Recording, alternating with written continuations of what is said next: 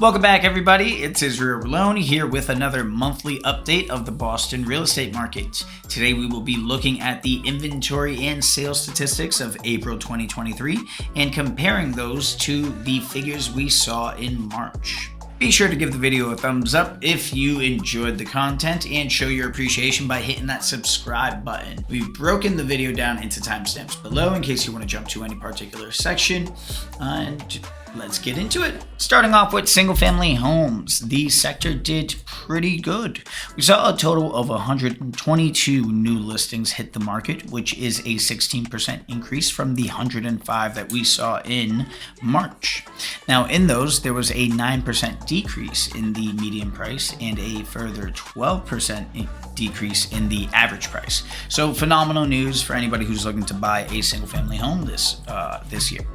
Now, for the sales side, there was a much smaller increase in the amount.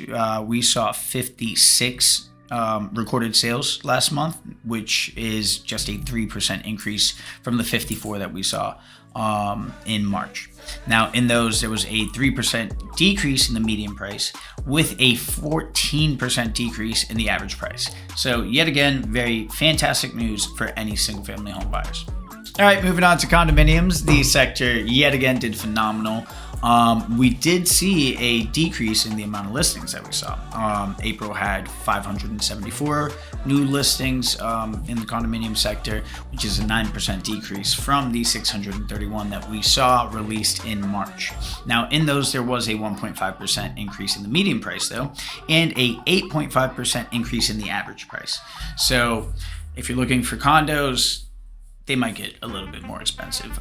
We did see an increase in March as well, so definitely keep an eye on that. Moving on to their recorded sales, things were pretty good. I mean, there wasn't too much change from what we saw in March. 269 recorded sales in April versus 266 in March. That's only a 1.13% increase.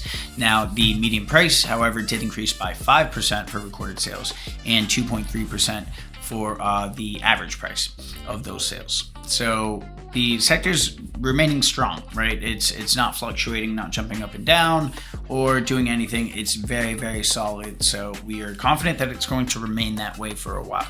All right, time to discuss multifamily homes, and we're not too happy about it, you know? I mean, honestly, from a buyer's perspective, very, very good news, okay?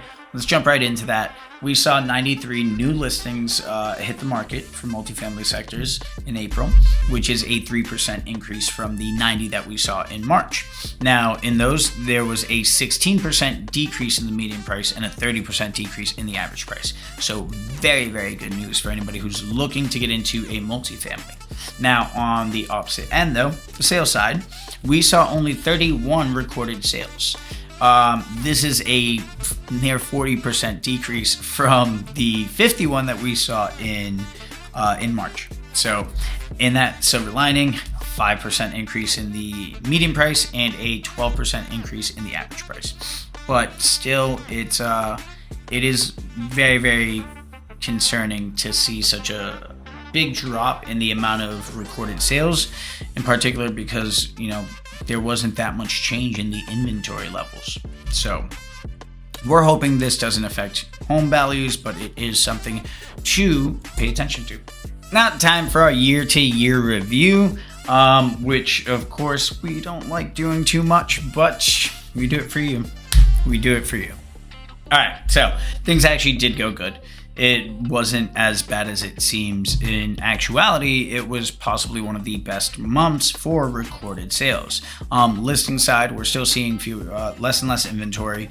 We're currently down by 27% in inventory levels compared to last year, date to date. But recorded sales, right? This is why we're a little giddy, I guess. Recorded sales, we actually caught up by the end of the month. Every other month, we've fallen further and further behind at the end, right? But in April, we started at negative 35%, but we ended at negative 32%. 3% increase. That's phenomenal, I guess. I mean, really, it's not that great, but it's something to be happy about, so we're choosing to be happy about it. All right, last but not least, just kidding. Last, interest rates. Not much development there. It was actually a pretty boring month for interest rates. They started at 6.57% and ended at 6.58%, which oddly enough, I don't know why, but we found so boring, and we're missing the weeks where they were either raising or dropping by a quarter. So yeah, it might be a problem that we have, but we'll look into it. We'll talk to somebody about that. Nonetheless, interest rates are stable, which is very, very good news. We are expecting them to go up in the future, so do take advantage of anything that you have, any opportunities, because obviously if you're waiting for interest rates to drop, you and everybody around you is waiting for that same thing.